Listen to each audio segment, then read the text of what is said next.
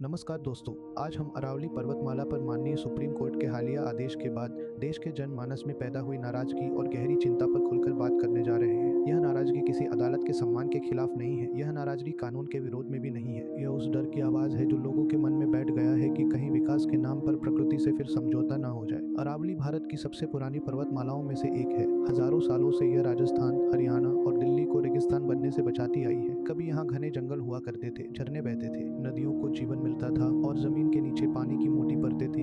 अरावली सिर्फ पहाड़ नहीं थी, यह गर्म हवाओं के खिलाफ एक प्राकृतिक दीवार थी। यह प्रदूषण के खिलाफ एक ढाल थी और यह करोड़ों लोगों के लिए पानी और हवा की गारंटी थी। लेकिन समय के साथ इस पहाड़ पर मुनाफे की नजर पड़ी।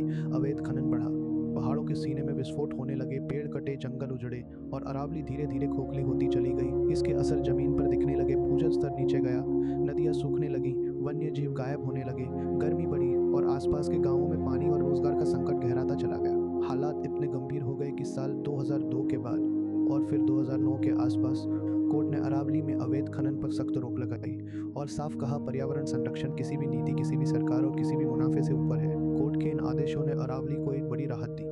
लेकिन हाल के वर्षों में कुछ मामलों में सुप्रीम कोर्ट ने यह भी कहा कि पूरी तरह रोक के साथ साथ कुछ जगहों पर नियंत्रित गतिविधियों को कड़े नियमों और शर्तों के साथ अनुमति दी जा सकती है। इन शर्तों में कहा गया, पर्यावरणीय मंजूरी अनिवार्य होगी, संवेदनशील क्षेत्रों में कोई गतिविधि नहीं होगी, पेड़ों की कटाई पर सख्त नियंत्रण रहेगा और नुकसान की जिम्मेदारी तय की जाएगी।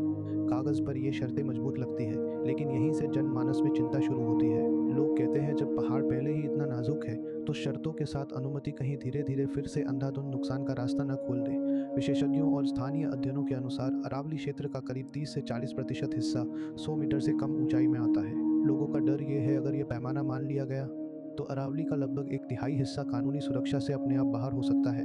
और तभी लोग कहते हैं, 100 मीटर से कम ऊंचाई को पहाड़ी न मानना कानून नहीं, एक बहाना है। और यही बहाना लोगों के डर की सबसे बड़ी वजह बन गया है। जनमानस पूछता है, अगर अरावली पहाड़ की पहचान मीटर से तय होगी तो जंगल, जल स्रोत और जैव विविधता किस आधार पर बचाई जाएगी? लोग कहते हैं, अगर यही पैमाना बना रहा तो सिर्फ छोटे पहाड़ नहीं, पूरी अरावली धीरे धीरे कागजों में मिटा दी जाएगी।